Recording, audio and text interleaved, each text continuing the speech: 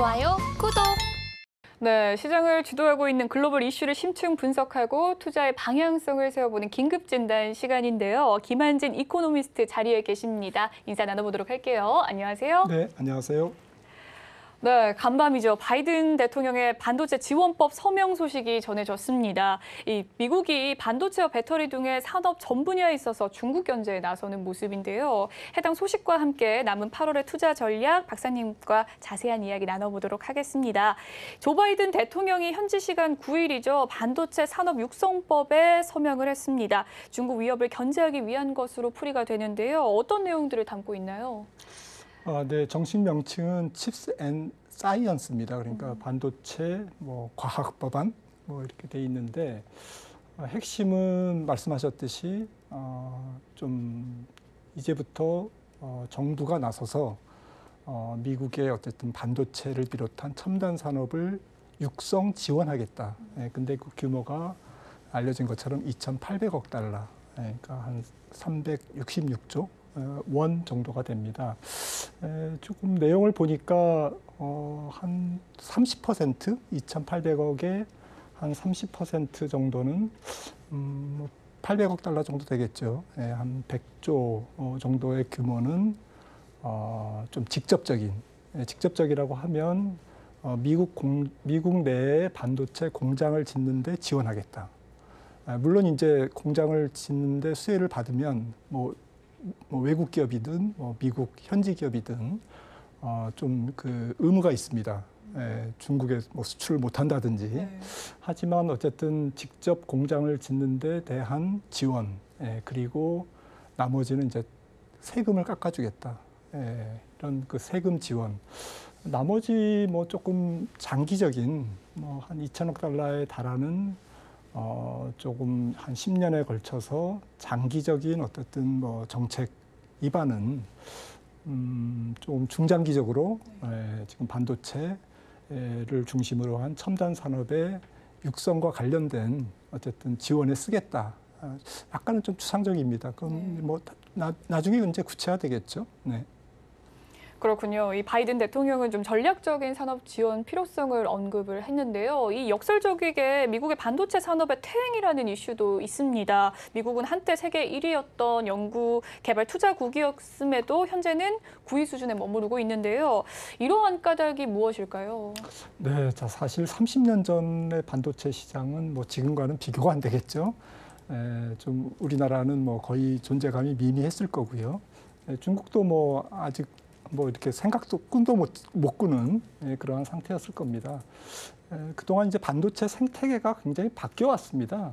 그러니까 미국 주도에서 말씀하셨듯이 미국이 전 세계의 반도체 생산의 40% 가까운 점유율을 갖다가 지금 10% 정도로 쪼그라들었는데 이거는 당연한 현상이죠. 미국이 반도체 직접 생산보다는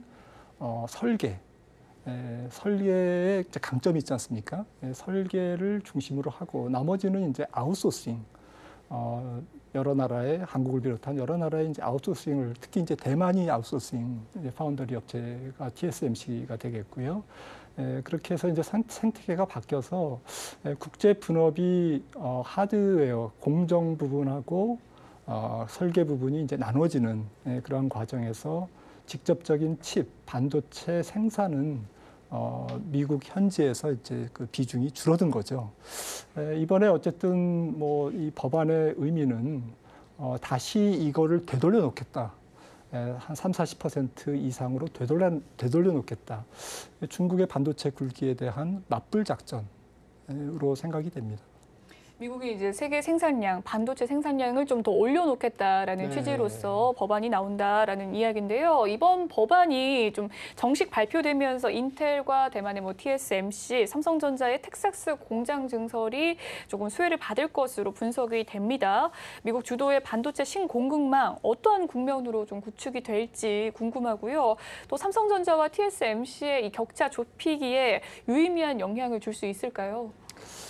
글쎄요. 이게 지금 바이든 대통령이 지난번에 삼성전자도 이제 평택 공장을 직접 방문했습니다만은 결국 삼성 반도체를 방문한 거는 주문형 반도체, 이 파운더리에서 TSMC의 수준까지 삼성전자가 언제 어디까지 좀 신속하게 조금 향상되느냐, 즉 수율 상승 문제에 초점이 있는 것 같습니다.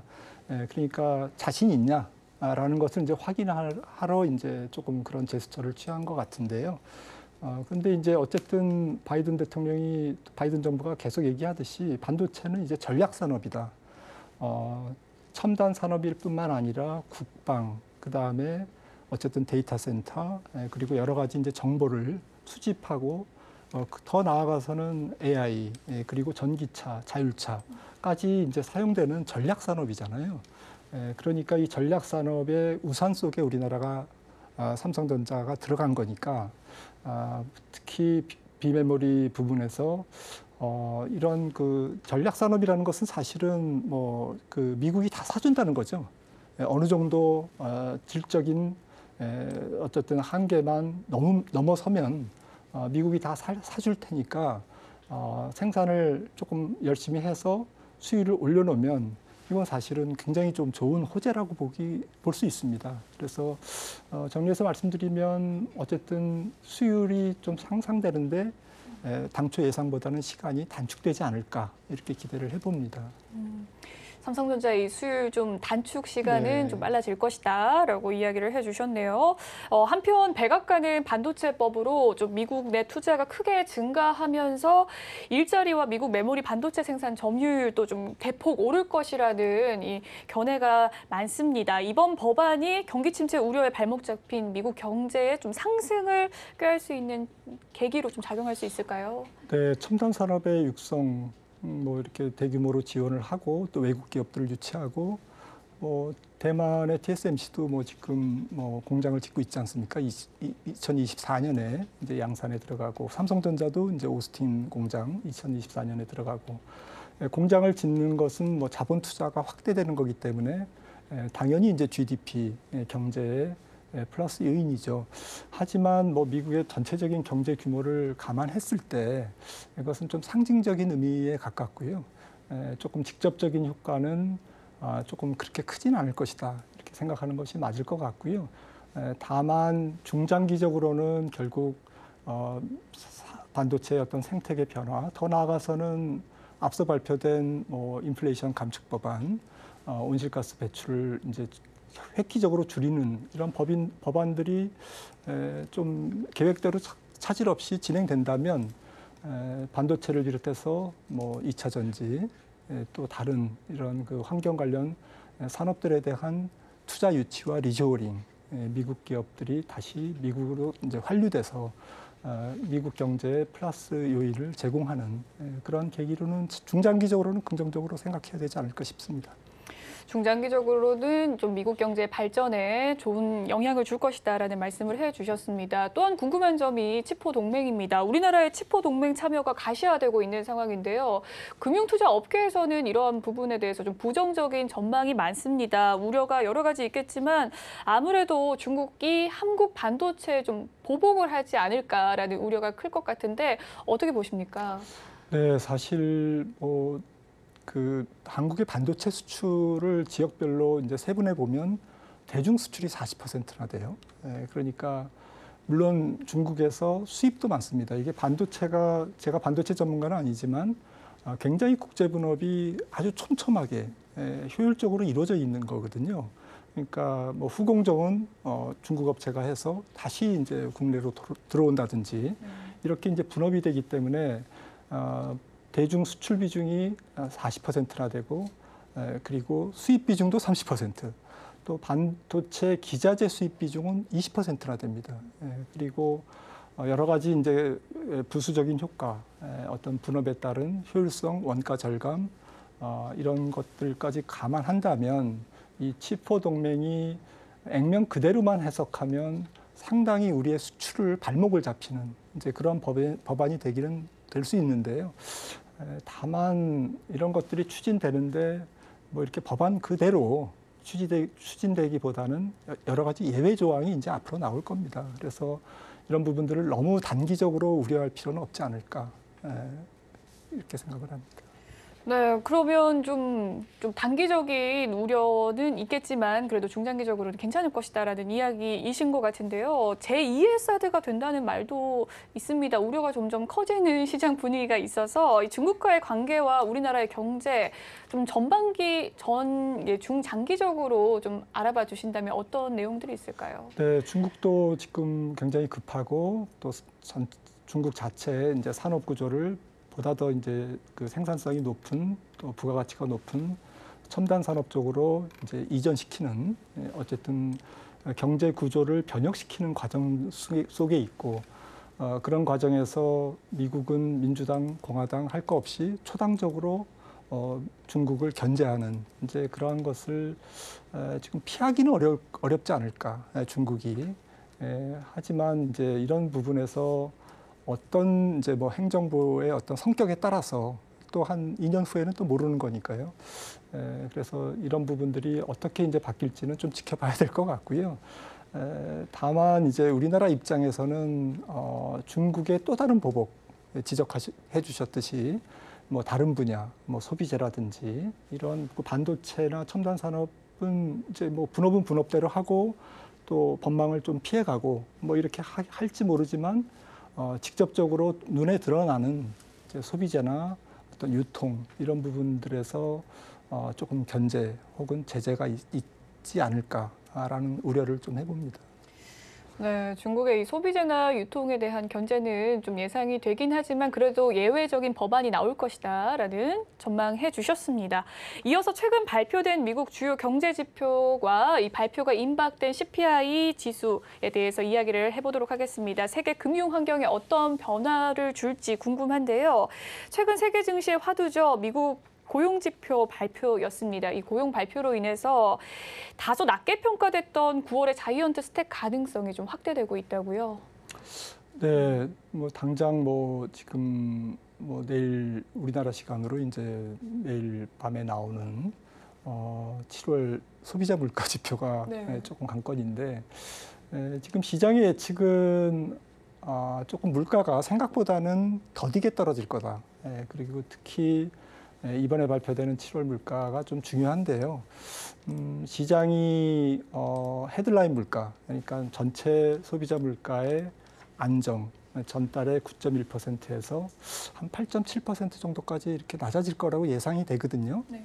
그래서 이런 부분에 초점을 둬서 조금 반응할지, 아니면 뭐 시장이나 연준도 이것보다는 근원 물가, 근원 물가는 지금 전달에 6월 달에 5.9에서 이번 달에는 6.12까지도 이제 바라보고 있거든요. 그러니까 오히려 에너지 같은 것을 뺀 근원 물가는 올라가는, 이제 시장이 이제 이런 쪽에 초점을 두면 좀 부담스럽고요. 연준은 아무래도 근원 물가를 신경 써야 되기 때문에 이 근원 물가의 구성 요소, 즉 가장 많이 차지하는 게 전체 소비자 물가에는 주거비가 30%, 근원 CPI에는 주거비가 40%가 차지합니다.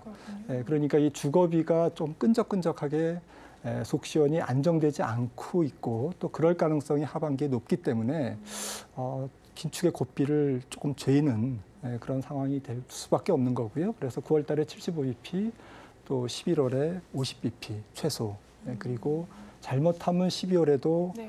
50bp 인상이 있을 수 있다. 그렇게 되면 원래 예상하는 것은 뭐 연말 되면 연준의 기준금리가 한 3.75, 뭐 3.5 이 정도 봤었는데 네.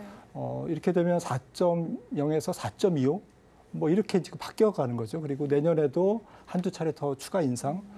그러면 종국적으로 연준의 기준금리가 한 4.5 정도까지 치솟을 가능성.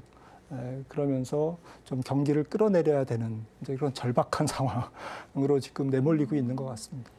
네, 그렇게 된다면 좀 시장에 부담이 네. 작용을 할 텐데요. 근데 고용 지표를 근거로 이 미국의 바이든 대통령은 현재 미국 경제가 침체에 빠진 것은 아니다라고 단언하기도 했습니다. 다만 지금까지 미국의 CPI는 침체 국면이 아니라고 단언하기에는 또 어려운 수준 아닐까요? 네, 지금 뭐 경기 선행 지수가 한 5개월 정도째 이제 하락하고 있고, 그 다음에 이제 뭐 제조 PMI, 뭐 전주에 나온 이런 것들을 보면 확실히 이제 주문도 감소하고 조금 여러 가지 경제 균열 현상이 나오고 있습니다. 근데 서비스업은 굉장히 좀 좋아지고 있거든요. 경제활동 재개도 지금 뒷받침이 되고 있고요. 말씀하셨듯이 고용 지표가 너무 좋기 때문에 소위 전미경제연구소에서 경기 침체를 진단할 때 세 가지를 봅니다. 장기간에 걸쳐서 큰 폭으로 그리고 조금 의미 있는 어쨌든 그러한 그 수치의 어떤 하락 이런 부분들을 보는데 이러한 그 전미경제연구소의 경기 침체의 조건을 충족하기에는 아직까지는 미국 경제가 너무 좋다. 그러니까 경제가 원래 이제 흘러갈 때 보면 슬로우 다운, 약간 감속했다가 그 다음에 더 냉각됐다가 완전히 침체 이렇게 단계를 밟아 나가는데 지금은 슬로우 다운, 뭐 약간 감속 성장에서 그 다음에 약간 냉각 정도의 이제 그 중간 언저리 정도에 있지 않을까 하반기가 그렇게 되면 현실적으로 침체를 어쨌든 정의를 받는 거는 미국 경제가 지금보다는 내년 한 2분기 정도가 되지 않을까 그렇게 보는 것은 연준의 통화정책 긴축 효과가 한 6개월에서 한 9개월 정도에 가장 크게 나타난다고 해요. 그래서 지금 뭐 금리를 인상한다고 바로 그냥 기업들이 투자를 줄이고 이러진 않지 않습니까? 네. 서서히 줄이고 지금 또 2분기 실적에서도 발표했듯이 많은 기업들이 이제 감원을 지금 어나운스하고 있습니다. 예고하고 있습니다. 이런 감원이 실질적으로 이루어지는 시기는 올 4분기 또 내년 상반기가 될 가능성이 있기 때문에 결론적으로 미국 경제의 침체의 어쨌든 하이라이트는 내년 한 4월 이후가 되지 않을까 이렇게 생각을 합니다. 아직도 침체 국면이 아니다라는 이야기이신데요. 네, 아무래도 좀 서비스업이 좀 좋아지고 고용 지표가 너무 좋기 때문에 침체를 좀 단언하기는 어려운 문제인 것 같습니다. 미국의 낸시 펠로시 하원 의장이 대만 방문으로 인해서 지정학적 리스크 고조됐었고요. 또한 물가 지표에 대한 우려감, 또 최근에는 엔비디아 실적 전망치가 하향함으로써 국내 기술주도 하락하는 모습 보여줬습니다. 계속해서 악재가 산재하고 있는 와중에 가장 큰 리스크로 작용할 요인은 어떤 것으로 보시나요? 하반기 말씀이죠. 네, 앞으로 가장 큰 리스크는 사실은 주식시장 입장에서는 경기가 얼만큼 빠른 속도로 냉각되느냐. 그러니까 경기의 하강의 속도에 달려 있는 것 같고요. 특히 2분기까지는 또 이제 그 실적이 괜찮게 나왔습니다. 한국이나 미국이나 다 그래도 우려했던 것보다는 괜찮은데 이런 정도로 나왔는데 지금 하반기 특히 3분기부터 기업 실적이 어느 정도 이제 나빠지느냐. 왜냐하면은 원가 상승, 투입 비용 상승이 조금 시차가 있거든요. 그리고 수요 감축도 앞서 말씀드렸듯이 조금 시간이 지날수록 수요가 더 내려가는 안정되는 이제 그런 현상이 있기 때문에 3분기와 4분기의 실적의 악화 이게 가장 큰 리스크인 것 같고요. 또 다른 리스크 위험이라면 결국 달러 가치가 좀 올라 있는 상태에서 경기가 침체되면 부채가 많은 기업 그리고 부채가 많은 국가들이 조금 체력이 약한 국가는 어쨌든 외환 체력이 약한 국가는 디폴트가 날 수가 있고요. 기업들도 굉장히 부채 비율이 높은 기업들은 CBA 현금 상환이라든지 이런 그 재무적 압박을 받기 때문에 상당히 조금 그 주식시장 안에서도 조금 현금 흐름 우량주와 그렇지 않은 부채 비율이 높은 기업들 간에 어쨌든 차별화 이러한 양극화 현상이 조금 심화될 것으로 봅니다. 네, 그 리스크 요인에 대해서도 살펴봐 주셨고요. 또 최근 증시 상황을 두고 증권가에서는 박스권 행보 장세다라는 말들이 좀 이어지고 있습니다. 이어서 좀 보다 세부적인 투자 방향에 대해서 세워보도록 하겠습니다. 앞서 말을 했던 것처럼 등락이 크지 않은 박스권 장세가 이어지고 있는데요. 이러한 장세 속에서 어떠한 투자 전략을 가지면 좋습니까? 네, 일단은 뭐 지금 시장의 국면적 정의가 조금 중요할 것 같아요. 무슨 말씀이냐 하면 지금은 이제 금리가 올라가고 통화 당국이 금리를 올리면서 주식시장이 이제 스트레스를 받는 단계에서 하반기부터는 이제 조금 경기나 앞서 말씀드린 기업 실적의 어쨌든 뭐 둔화 이런 것에 스트레스를 받는 단계이기 때문에 그 얘기는 사실은 주식시장에서 낙폭이 얼마나 있을 것이다라는 것도 중요하지만 주가가 굉장히 차별화를 보일 것이다. 앞서 이제 말씀드렸듯이 어쨌든 부채를 많이 쌓은 기업과 그렇지 않은 기업들의 차별화, 그 다음에 가격을 인상해도 수요가 비탄력적인 그러한 필수 소비재 쪽은 버틸 거고요. 그렇지 않은 기업들은 가격을 올렸는데 수요가 급감해서 사람들이 뭐 여행을 안 갈 수도 있고 비행기 티켓값이 너무 올라서 네. 이런 식으로 이제 가격의 탄력적인 모습을 수요 감퇴가 보인다면 그런 업체들은 또 실적이 좀 망가질 거고요. 이렇게 좀 극심한 차별화 장세에 조금 대응해야 되지 않을까 이렇게 생각을 합니다. 네, 박스권 장세에서의 투자 전략 세워주셨습니다. 하반기부터는 좀 기업 실적에 대한 스트레스가 크다고 말씀을 해주셨고 주가의 좀 차별화 장세가 이어질 것이다라고 예측을 해주셨네요. 또 국내 펀드 매니저 100인을 대상으로 한 설문조사에 따르면요. 향후 3개월간 국내 주식시장이 급격한 반등보다는 완만한 상승을 좀 보일 것이다라는 의견이 주를 이뤘습니다. 앞서 말씀해 주신 거에 대비해서 조금 다른 의견인 것 같은 느낌이 드는데요. 이 주식 비중의 확대를 두고는 또 의견이 또 다양하게 분분한 모습인데 박사님의 견해는 어떠신가요? 네. 결론적으로 말씀드리면 이번 어쨌든 주식시장의 패턴은 조금 U자형, 그러니까 바닥을 계속 조금 박스권으로 왔다 갔다 하는 그러한 에너지 재충전 기간. 다시 말씀드리면 그러한 역실적과 경기 둔화에 대한 주식시장이 내성을 보이는, 내성을 보일 것으로 보입니다. 네. 상당히 지금 많이 선반영했고요. 그리고 또 추가 하락이 있을 수는 있지만 지금 이 출발선 자체가 주식시장의 거품 상황에서 출발한 건 아니거든요.